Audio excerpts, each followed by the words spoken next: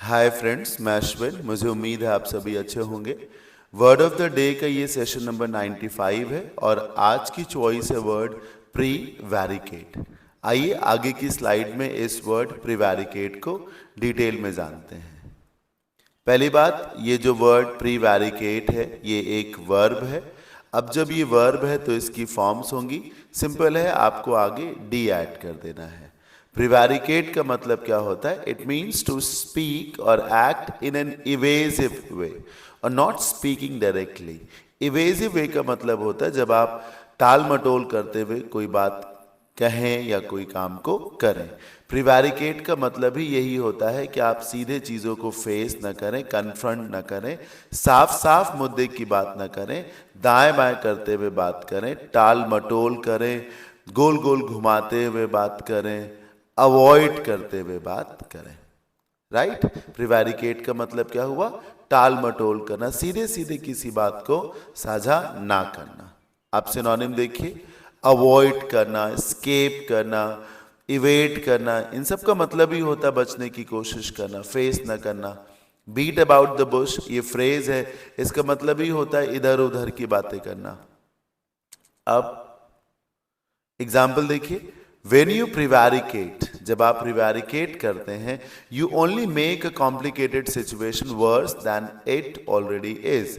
एक सिचुएशन जो पहले से ही कॉम्प्लिकेटेड होती है, आप उसे और ज़्यादा वर्स कर देते हैं और बिगाड़ देते हैं जब आप प्रीवैरिकेट करते हैं। मतलब जब आप सीधे सीधे बात नहीं करते हैं, सीधे सीधे पेश नहीं आते हैं, तो आप सिचुएशन को सुधारते नहीं बल्कि वो पहले से बिगड़ी होती है और उसे बिगाड़ देते हैं। दूसरा example, because my sister does not take bad news well, क्योंकि मेरी सिस्टर को वो बातें सुननी पसंद नहीं है जो उसको अच्छी ना लगती हो, तो I have to prevaricate while telling her something she does not want to hear. तो जब मैं कभी उसको कुछ ऐसा बताता हूँ जो उसे ना पसंद हो या ना अच्छी खबर में आता हो, तो मुझे प्रीवैरिकेट करना होता, बहुत दूर से घुमा फिरा के कोई बात कहनी होती, वो भी इनडायरेक्ट वे में, स्पष्ट तरीके से नहीं, सीधे सीधे नहीं, इनडायरेक्ट वे में मुझे वो शेयर करनी होती है।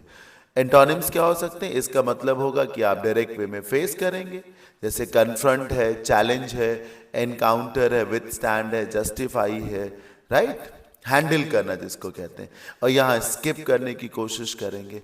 प्रीवैरिकेट को याद करने का तरीका क्या है वो सुनिए, ध्यान से देखिए। इसमें VAR दिख रहा होगा सर। VAR से बनता है sir vary, variation, variable. Sir variation किसको कहते हैं? जो बार बार बदल रहा हो, जिसमें एक अंतर हो।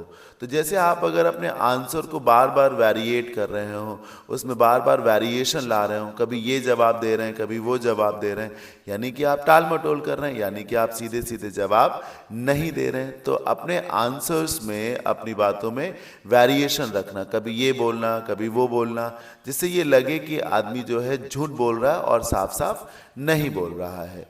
एक दूसरा तरीका है, वो एक नेमोनिक है, यूट्यूब के एक दूसरे चैनल से मुझे मिला है। वो नेमोनिक ये है कि उधर टीचर बताते हैं कि आप इसको अलग कर लीजिए, प्रीवैर को, और इसे प्रीवैर को बोलिए परिवार, और इसे बोल दीजिए कैट। एक आदमी परिवार में कैट लेकर के आता है, बाकी लोगों को लगता है कि शायद कोई एनिमल है घर में, कोई जानवर है, क्योंकि स्मेल आती है। तो जब उससे पूछा जाता है क्या तुम्हारे रूम में कोई कैट है, क्या तुम कोई कैट लेके आए हो, तो बोलता नहीं, मैं कैट तो नहीं लेके आया हूँ। तो ये प्रीवैरिकेट हो गया। मतलब परिवार में आप कैट लेके आए हैं लेकिन किसी से बता नहीं रहे हैं, तो आप प्रीवैरिकेट कर रहे हैं, पूछे जाने पर इधर उधर की बातें कर रहे हैं। अगर आपको ऑनलाइन क्लासेस करनी हो मेरी English grammar, vocab and comprehension की, तो ये एप्लीकेशन है, आप इसे डाउनलोड कर सकते हैं। ये हमारा टेलीग्राम चैनल है, क्लासेस के PDF और नोटिफिकेशन सब आपको यही मिलेंगे।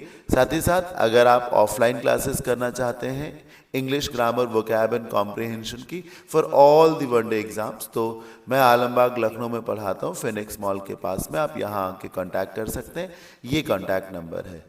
आज के सेशन में इतना ही। मुझे उम्मीद है आपने प्रीवैरिकेट वर्ड को ढंग से समझ लिया होगा। Thank you so much. Bye, take care, keep learning. जय भोलेनाथ, जय शिव शंकर।